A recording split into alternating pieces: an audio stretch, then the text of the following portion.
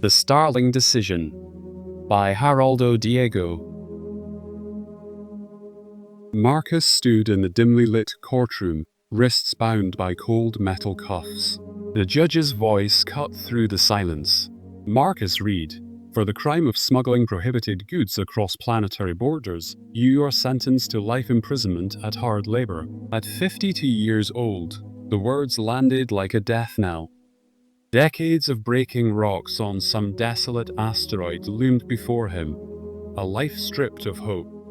At home, he at least could have become somewhat comfortable in a 6x10 cell.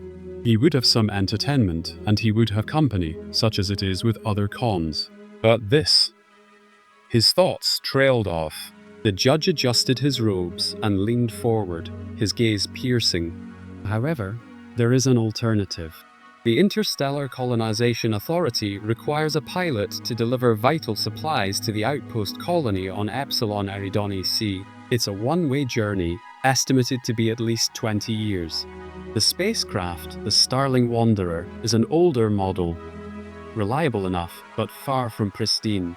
Supplies of food and oxygen are limited, and you'll travel alone. The route is treacherous, with risks of mechanical failure, starvation, or encounters with pirates. Or worse. Accept this, and you trade a cell for the stars. Refuse, and the mines await. Your choice. Marcus' mind raced. Life in prison offered nothing but chains and toil. The mission promised freedom of a sort, though it came with its own shackles. Solitude and danger. He thought of his sister, Lena, his only family, whom he had let down with his reckless choices. Perhaps this could be a way to atone. After a heavy silence, he met the judge's eyes. I will take the mission. A little more than 2 months later, Marcus strapped into the pilot's seat of the Starling Wanderer.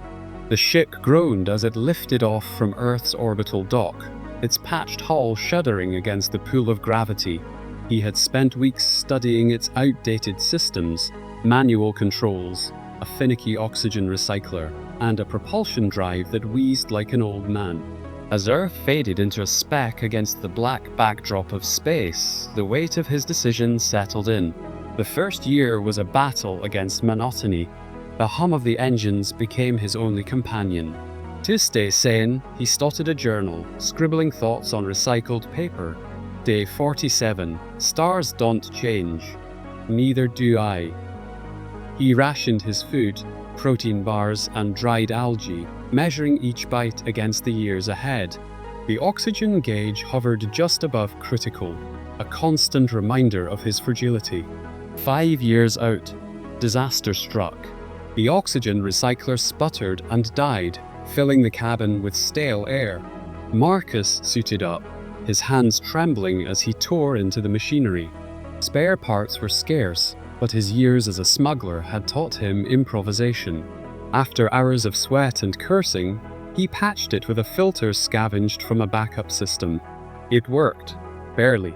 He slumped against the wall, panting, the taste of victory bitter against the knowledge that the next failure might be his last. 10 years into the void, his sensors flared red. A ship, unmarked, fast-moving, appeared on an intercept course. Pirates, he guessed, drawn by the promise of a lone cargo vessel. The Starling Wanderer couldn't outrun them. Heart-pounding, Marcus killed the engines and cut all power, letting the ship drift like debris. He watched the scanners through the dim glow of emergency lights, breath held as the blip lingered, then veered away. When he powered up again, his hands shook, not from fear, but from the adrenaline of survival. The years blurred together, marked by routine and reflection. He exercised in the cramped cargo bay to keep his muscles from atrophying. He traced star charts by hand when the navigation system flickered. He wrote more about the jobs that led him astray, the sister he would never see again, the faint hope of redemption at journey's end. The solitude gnawed him, but he found a strange peace in it, a freedom no prison could offer. Yes, he had made the right decision. 20 years after launch, the Starling Wanderer limped into orbit around Epsilon Eridani C. Marcus, now 72, grey-haired and gaunt, stared at the planet below, a dusty orb streaked with green. His fingers hesitated over the comms. What if no one answered? Static crackled, then a voice broke through. Supply ship Starling Wanderer, this is Epsilon Colony.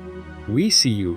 Prepare for landing. He guided the ship down, its hull creaking as it settled on alien soil. A hatch opened and a small group of colonists emerged, worn but alive.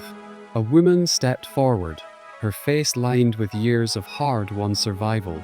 I'm Aisha, colony leader. We've been waiting for these supplies.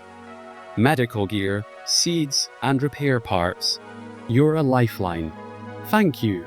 Marcus handed over the cargo manifest, his voice rough from disuse. All yours. He paused, then asked, "What happens to me now?" Aisha smiled faintly. "You've earned a place here, if you want it. Rest of your days can be with us. Or we can refuel your ship, load you up with ore, and send you on to the next outpost, Zanen." About 6 years out, he scratched at his long beard.